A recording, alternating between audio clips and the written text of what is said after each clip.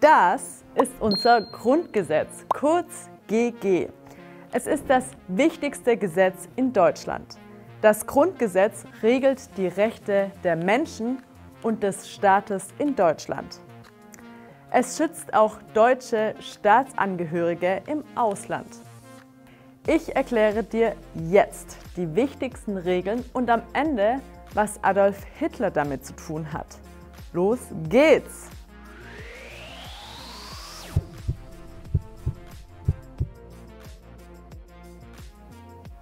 Die Regeln des Grundgesetzes sind in 146 Artikeln zusammengefasst. Von den 146 Artikeln sind die ersten 19 die wichtigsten Regeln für alle Menschen in Deutschland. In der Beschreibung hier unten stehen alle 19 Artikel. Da kannst du hin und her springen. Artikel 1 lautet: Die Würde des Menschen ist unantastbar. Das bedeutet, jeder Mensch ist wertvoll. Jeder Mensch hat das Recht, mit Respekt, also gut behandelt zu werden. Egal wer er ist, egal wie viel Geld er hat, egal wie er aussieht. Artikel 2 sagt, jeder Mensch darf so leben, wie er will, solange er niemanden dabei verletzt oder einschränkt. Zum Beispiel kannst du gerne Musik hören, solange du damit deinen Nachbarn nicht störst. Oder du darfst deine eigene Meinung sagen, solange du damit niemanden beleidigst oder eben seine Würde verletzt. Du darfst niemanden töten. Nur die Polizei darf dich verletzen, wenn du eine tödliche Gefahr für andere bist. Artikel 3 lautet: Alle Menschen sind vor dem Gesetz gleich. Das bedeutet, dass alle Menschen die gleichen Rechte haben. Frauen und Männer haben die gleichen Rechte. Arme und Reiche, Schwarze und Weiße, Christen und Muslime, Menschen mit Behinderung und Menschen ohne Behinderung. Alle haben die gleichen Rechte. Der Staat muss alle Menschen gleich behandeln. In Artikel 4 geht es um die Glaubensfreiheit. Das bedeutet, dass in Deutschland alle Religionen erlaubt sind, solange sie nicht gegen das Grundgesetz verstoßen. Also zum Beispiel Islam, Christentum, Judentum, Hinduismus. Niemand muss an einen bestimmten Gott glauben. Der Artikel sagt auch, niemand darf gezwungen werden, im Krieg zu kämpfen. In Artikel 5 geht es um die Meinungs- und Pressefreiheit. Das bedeutet, dass jeder seine Meinung frei sagen darf. Auch die Medien. Früher hat man dazu Presse gesagt. Also Fernsehen, Radio, Zeitungen, Internet, alles Mögliche. Sie alle dürfen über alles frei berichten. Aber man darf keinen Hass verbreiten. Und man darf nicht zu bösen Taten aufrufen. Artikel 6 lautet: Ehe und Familie stehen unter besonderem Schutz. Ehe bedeutet, zwei Menschen sind verheiratet. Sie haben besondere Rechte. Zum Beispiel müssen sie weniger Steuern, also weniger Geld an den Staat zahlen. Familien bekommen Hilfe vom Staat, zum Beispiel Kindergeld. Dazu habe ich hier oben ein Video gemacht. Unser Staat will nämlich, dass es Familien in Deutschland gut geht.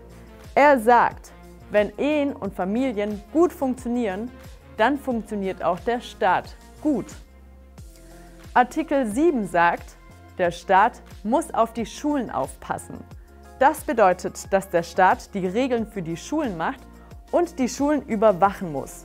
Denn Bildung ist eine wichtige Basis für ein gutes Leben. Wichtig, ob ein Kind Religionsunterricht bekommt, das entscheiden die Eltern. In Artikel 8 geht es um die Versammlungsfreiheit.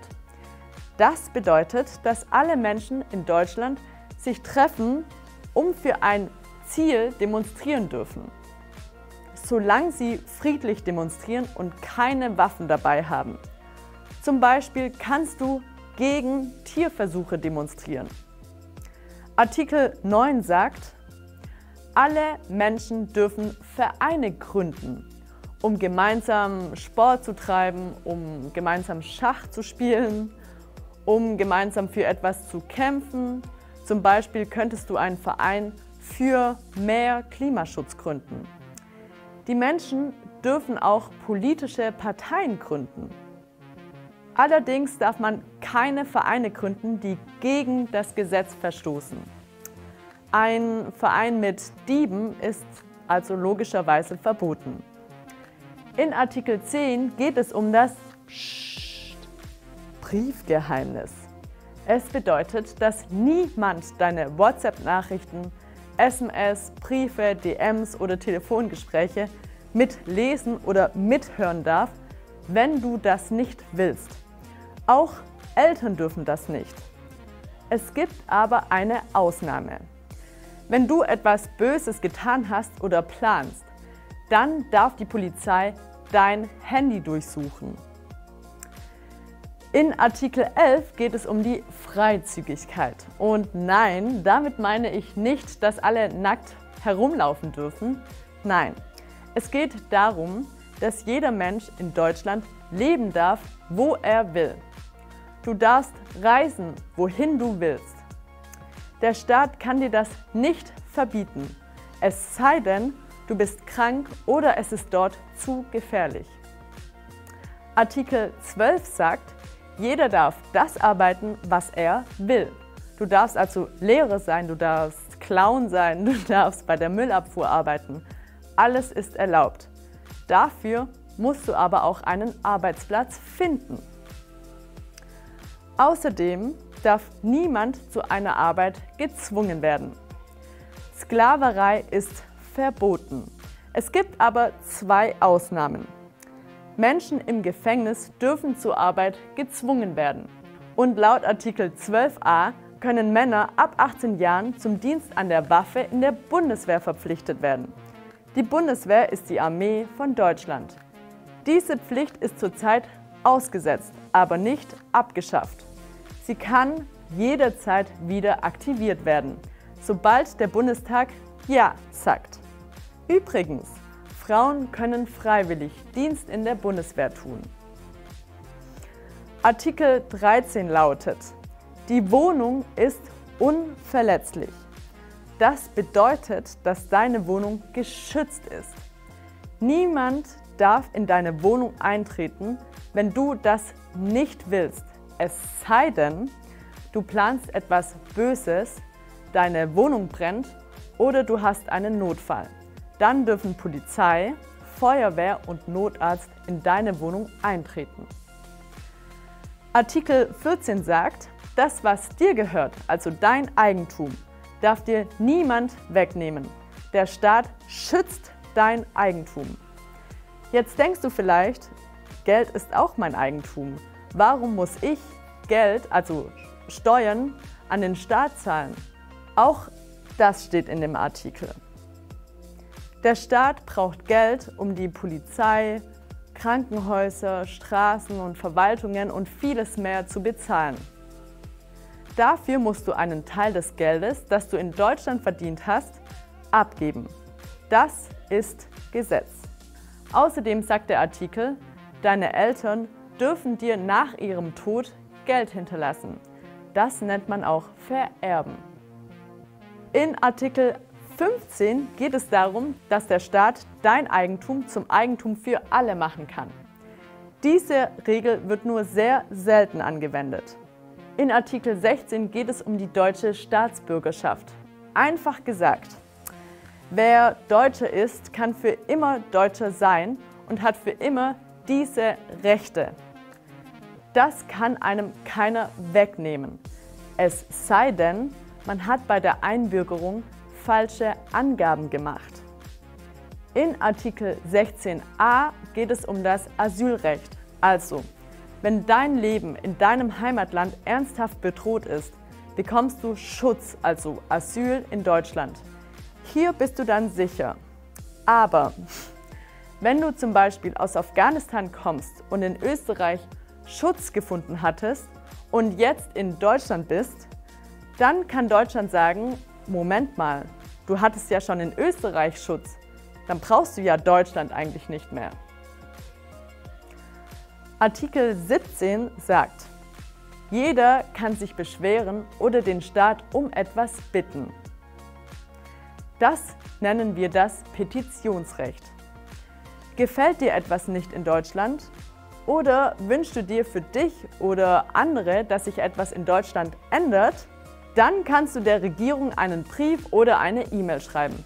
Die Regierung muss das prüfen und dir antworten. Wie du dich sonst noch politisch engagieren kannst in Deutschland, habe ich in diesem Video erklärt.